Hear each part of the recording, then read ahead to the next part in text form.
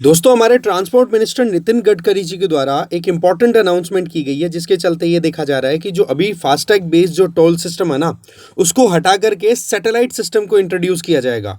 और ये अपने आप में देखो बहुत इंपॉर्टेंट अपडेट है।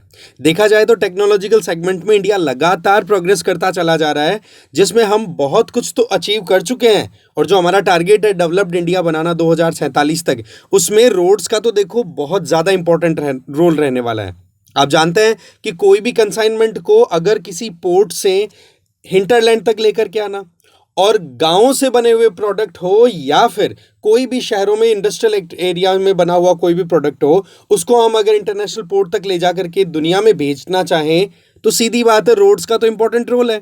और इसी बात को हमारी सरकार ने बहुत ज़्यादा एक तरीके से तवज्जो दे रखा है।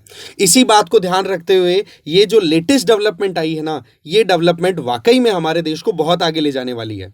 इसमें क्या किया जाएगा, जो फास्टैग बेस्ड सिस्टम होता है जिसमें लंबी लंबी लाइनें लग जाती है ना, वैसे देखा जाए ना तो पहले तो इससे भी ज़्यादा लंबी लाइनें लग जाया करती थी। कभी अगर दिल्ली की तरफ आप आए हो, गुड़गांव की तरफ से एंट्री हो रही हो आपकी, है ना, गुरुग्राम की तरफ से, तो वहाँ पर जो टोल थे वो 1.5-2 किलोमीटर तक की लाइन लग जाया करती थी रात के टाइम पे। पर अब फास्टैग लगने से वो जो वेटिंग टाइम है वो बहुत हद तक रिड्यूस किया गया है। और अब उस वेटिंग टाइम को बिल्कुल ख़त्म ही करने की बात हो गई है कि जो भी गाड़ी, जो भी व्हीकल रोड पे उतर गया ना, हम नेशनल हाईवे पे, तो उसको फिर जीपीएस सिस्टम या फिर कहो सैटेलाइट सिस्टम से ट्रेस किया जाएगा और उससे फिर उसका टोल सिस्टम है वो कैलकुलेट होगा। इसमें मोर और लेस कैलकुलेशन किस बेसिस पे होगी कि कितनी डिस्टेंस आपने हाईवे पे अपने व्हीकल को चलाया है।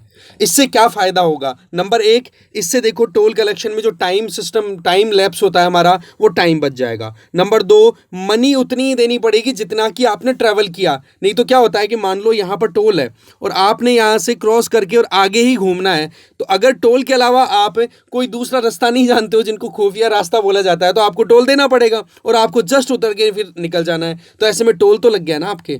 तो ये चीज़ें कहीं ना कहीं आपके पॉकेट के ऊपर बर्डन क्रिएट कर देती है।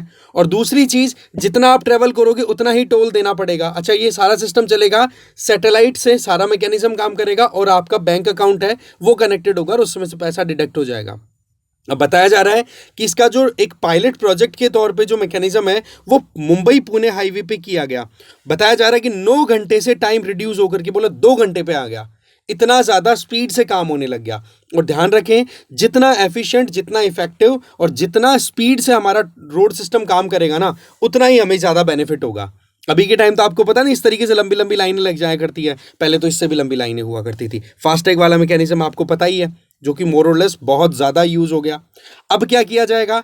अब देखो, इस तरीके से सैटेलाइट सिस्टम जो होगा ना, वो क्या करेगा, गाड़ियों के अंदर डिवाइस इंस्टॉल होगा और उस डिवाइस को फिर जैसे हमारा फास्टैग का जो लगा रहता है ना गाड़ियों की स्क्रीन पे, वैसा ही कुछ डिवाइस में यहाँ पर इंस्टॉल अप कर दिया जाएगा, जो कि हमारे बैंक अकाउंट से कनेक्टेड होगा। अब जैसे जैसे हम ट्रैवल करेंगे वैसे वैसे ट्रेसिंग होती चली जाएगी और जितना ट्रैवल हुआ उसका फिर कैलकुलेशन एक सर्वर से कनेक्टेड रहेगा आपका वो सिस्टम, और वो सर्वर कैलकुलेट करके आपके बैंक अकाउंट से वो पैसा डिडक्ट कर लेगा। तो ये कुल मिलाकर के अपने आप में एक रेवोल्यूशनरी चेंज है। देखा जाए तो ऐसा मैकेनिज्म डेवलप करने में इंडिया ने एक बहुत बड़ी महारत अचीव कर ली है। इससे क्या होगा, हमारा अगेन वही कि जो मेक इन इंडिया वाला प्रोग्राम है ना, जो हम कहते हैं कि प्रोडक्शन लिंक्ड इंसेंटिव स्कीम, पीएलआईज को ला करके हम चिप मैन्युफैक्चरिंग करा रहे हैं, तो उसमें सारा इलेक्ट्रॉनिक्स का मैकेनिज्म है, तो उसको भी एक बूस्ट मिलेगा कि यार इंडिया में ऐसे टूल्स हैं। और दूसरी चीज़, हम सस्ते में जब हमारा माल इंटरनेशनल मार्केट में अवेल कराएंगे ना, तो और ज़्यादा बेनिफिट हो जाएगा हमें। तो कई फ़ायदे हैं इसके।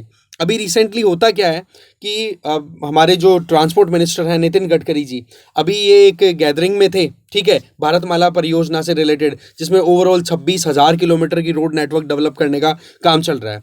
जिसमें आप देखोगे कि गोल्डन क्वाड्रिलेटरल जो अटल जी के टाइम पे शुरू हुई थी, ये अपने आप में बहुत गजब का प्रोजेक्ट स्टार्ट हुआ था उस टाइम पे, जब दिल्ली, मुंबई, कोलकाता, चेन्नई जैसी जो हमारी 4 बड़ी मेट्रो सिटीज़ हैं उनको कनेक्ट करने के लिए ये सिस्टम हुआ था।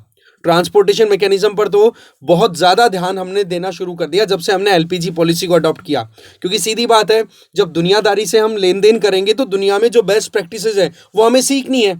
और अभी टारगेट क्या है कि हमारा रोड नेटवर्क सिस्टम अपग्रेड करते हुए हमें कैसे भी करके अमेरिकन स्टैंडर्ड से कंपेरेबल बना देना है। इससे फ़ायदा क्या होगा? अगेन वही बात, ब्रांड इंडिया है ना, वो चलेगा।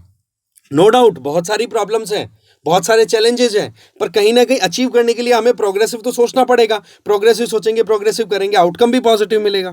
इसके अलावा जो नॉर्थ साउथ कॉरिडोर है, ठीक है, इसके अलावा ईस्ट वेस्ट कॉरिडोर है, इनको भी इस प्रोजेक्ट के अंडर डाला हुआ है भारतमाला परियोजना के तहत।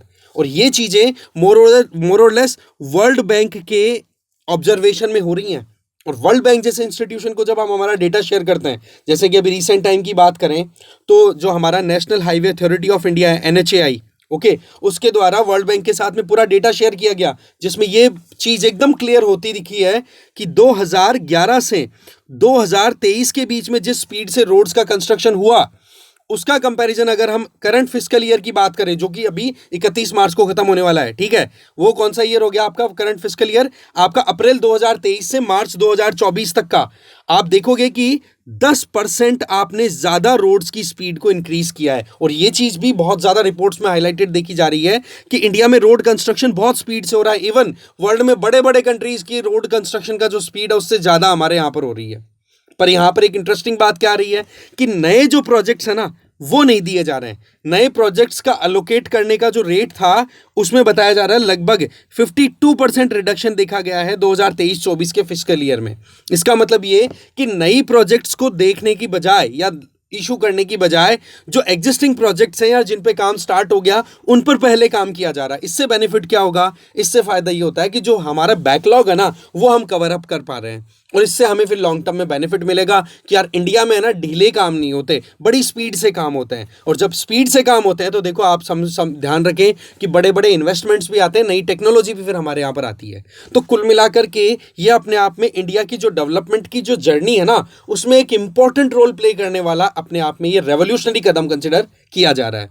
अभी बताया जा रहा है कि टोल में जब फास्टैग हुआ करता था तब बताया जाता था कि उस टाइम पर, उसके पहले तो बहुत लंबा टाइम था, ठीक है, 714 सेकंड्स का टाइम बताया जा रहा है एवरेज, कि आप रोड के ऊपर फास्टैग से पहले जो पर्चियां लेने का वो चलता था ना सिस्टम, कि हाँ भाई डबल साइड कर देना, वन साइड कर देना, तो 714 सेकंड का टाइम था वेटिंग टाइम। उसको रिड्यूस करके फास्टैग ने देखो 47 सेकंड्स तक तो लेकर के आ गया।